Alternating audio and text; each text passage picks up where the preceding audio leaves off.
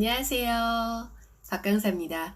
오늘은 항공사 승무원의 친절한 서비스에 대한 이야기를 나눠볼까 해요. 제가 어그로를 끌려고 지금 이런 포스팅을 올리는 것은 아니고요.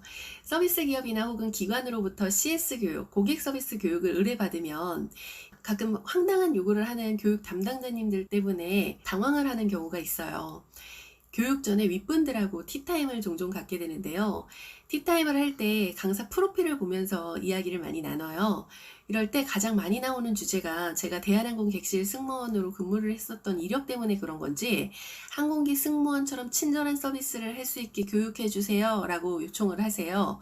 얼핏 들으면 서비스에 열정이 많은 교육 담당자나 윗분들의 요구사항 같죠? 그런데 여기서 승무원 같은 서비스 뭘 말하는지 느낌이 오세요?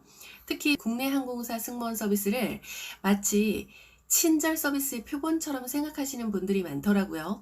그런데 안녕하십니까 고객님 어서 오십시오 라고 하는 그러한 친절한 어투, 표정, 미소를 잃지 않는 태도 이런 거에만 주목을 하니까 문제예요. 여기서 아주 큰 오류들이 숨어 있는데요. 승무원들의 주 업무는 비행 안전 업무를 수행하는 것입니다. 그래서 교육도요, 안전교육을 제일 많이 받아요. 물론 고객이 비행기에서 탑승하고 내릴 때까지 전 과정에서 최적의 환경과 기내 서비스를 제공하는 것도 업무에 함께 하고 있는데요. 서비스와 안전 중에서 안전을 우선으로 한다는 뜻이에요. 안전에 위배되는 상황에서는 절대 친절보다는 안전 규정이 앞서야 하고요. 승무원들의 교육 과정에서는 고객들에게 반말로 명령하는 훈련도 해요. 예를 들면 비상 상황에서 머리 숙여, 자세 낮춰, 막 이렇게 소리를 지르는 훈련을 해요. 항공기 승무원들이 빵긋빵긋 웃으면서 친절하기만 한 사람들이다 라고 생각하시면 안 돼요. 그런데 항공기 승무원 같은 친절한 서비스라는 이야기가 나올 법도 한 게 제가 근무했었던 10년 전이나 혹은 지금이나 참 친절해요. 그쵸? 혹시 그게 서비스 교육을 많이 받아서라고 생각하세요? 저는 4년 정도 근무를 했었는데 입사할 때 빼고 친절 교육을 한 번도 받아본 적이 없어요. 어떻게 그렇게 친절 교육 한 번을 안 받았는데 그렇게 친절하냐고 물으신다면 저는 이렇게 대답을 해요. 저 살려고 친절했어요. 이렇게 이야기를 하는데 이게 무슨 소리냐면 불만이 한 번 발생이 되면 인사고과에 반영이 돼서 벌점을 받아요. 그러면 진급도 못하고 연대 책임이라서 팀원들한테까지 영향이 있어요.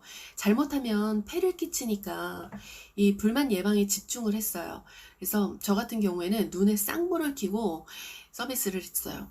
한 분 한 분 아이 컨택을 하면서 혹시 내 담당 구역에 기분 언짢아 보이는 승객이 누가 있나 찾으러 다니면서 체크를 했죠.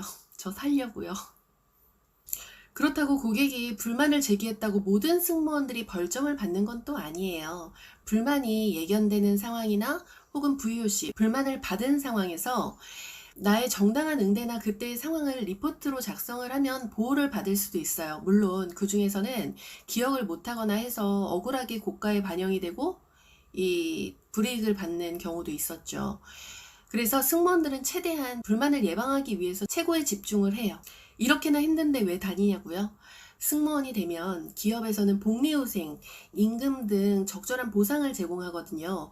또 여기서 적절한 보상이다 라고 얘기를 하면 아마도 동기나 선후배분들에게는 욕을 바가지로 먹을 수는 있겠지만 다른 직업에 비해서 연봉 수준이나 혜택은 나쁘지 않은 것은 확실해요.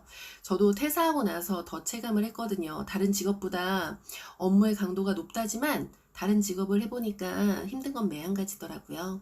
서비스 기업은 서비스 직무를 담당하는 근로자에게 친절 서비스를 요구하기 전에 친절 서비스 직무에 적합한 인재를 채용하고 유지관리 시스템을 갖추는 게 순서 아닐까요? 항공기 승무원 같은 친절한 서비스를 원하신다면 채용 과정과 교육 훈련 과정 그리고 그에 따르는 보상부터 항공사처럼 맞춰줘야 되는 거 아닐까요? 사실 승무원이 되기까지 승무원 지망생들은요, 수백 대 1의 치열한 경쟁을 뚫기 위해서 철저히 준비하잖아요. 저 역시도 정말 열심히 준비했었고요. 치열한 면접을 통과하기 위해서 체력 단련, 외국어 공부, 미소, 자세, 말투, 억양 같은 하나하나 최대한 상냥하고 최대한 호감 가는 이미지를 만들기 위해서 엄청 노력을 했어요. 그 치열한 경쟁을 거쳐서 채용이 되고 나면 또 2달간의 교육 훈련이 남아 있는데요. 이 매일매일 테스트를 진행을 해야 되죠. 중간에 탈락도 해요. 또 교육 훈련을 받고 나면 인턴으로 또 활동을 하면서 선배들의 가르침을 받고 실무 경험을 쌓게 되죠. 즉 좋은 서비스를 위해서 유능한 인재를 채용하고 육성하고 개발해서 유지 및 활용을 하는 관리를 하죠. 이것을 인적 자원 관리라고 하는데 교육 훈련만으로는 자발적이고 높은 서비스 품질을 기대하기는 어려워요. 인적 자원 관리라는 종합적인 접근에서 관리가 필요하다라는 거죠. 직원이 즐겁고 만족해야 좋은 서비스 품질이 나온다. 이것이 저의 서비스 교육 철학인데요. 직원의 자발성은 회사에 만족한 직원 스스로가 만드는 거예요. 아, 내가 그러길 참 잘했다라고 느낄 수 있는 동기부여가 필요해요. 또 직원의 감성을 어루만지는 노력 없이 겉으로만 번지르한 언어 표현이라든지 말투, 제스처만 바꾼다라고 해서 좋은 서비스가 될 수는 없는 거잖아요. 인간의 감성은 돈 몇 푼 주고 이렇게 작동하는 기계가 아니에요. 그렇다고 또 응대 잘한다고 돈 몇 푼 더 주는 것도 아니잖아요. 만약 인적 서비스를 통해서 기업의 성과를 높이고 싶으시다면 직원의 마음부터 점검하셔야 돼요. 재무 상황만 좋다고 이제 기업이 성과를 올리던 시절은 지났죠. 물자만 잘 관리한다고 성장하던 시절은 끝났습니다.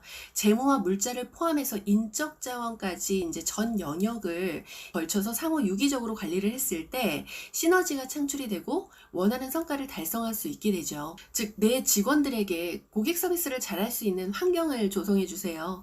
막무가내 고객, 부적절한 고객, 모든 고객은 고객이다 라고 하지 마시고 고객의 탈을 쓰고 있는 악성 고객들은 때론 쳐내야 돼요. 또 적어도 악의적인 고객으로부터 보호를 받을 수는 있어야 되겠죠. 또한 고객을 향한 서비스가 자발적이고 능동적으로 제공이 될 수 있도록 어느 정도의 권한 위임과 결정권도 필요해요. 그리고 문제가 생겼을 때 무조건 너 왜 그랬니? 하는 사람의 탓을 하는 것이 아니라 문제 재발 방지나 서비스 개선에 초점을 맞춰서 직원들이 느끼는 현장의 목소리를 적극적으로 반영해 주세요. 직원이 신뢰하고 만족하는 직장이 된다면 진정으로 고객과 함께 마음을 나누는 좋은 서비스를 제공하는 우리 직원들이 될 거예요. 왜 우리 직원들은 항공기 승무원 같은 서비스를 하지 못할까가 아니라 어떻게 우리 직원들이 보다 좋은 서비스를 제공할 수 있게 도움을 줘야 할까를 생각하는 것이 직원과 고객이 모두 만족하는 서비스로 인한 성과가 곧 기업에게 돌아오지 않을까라는 생각이 듭니다. 이러한 종합적인 관리가 되는 조직 분위기 속에 고객과의 관계를 돈독히 할 수 있는 커뮤니케이션 스킬이라든지 문제 해결 등에 관한 교육은요, 저 역시도 열심히 지속적으로 진행하고 있을 테니까요. 직원과 고객 모두가 만족하는 그날을 위해서 우리 모두 힘내자고요. 여러분들의 성장과 성공을 응원하는 박강사였습니다. 감사합니다.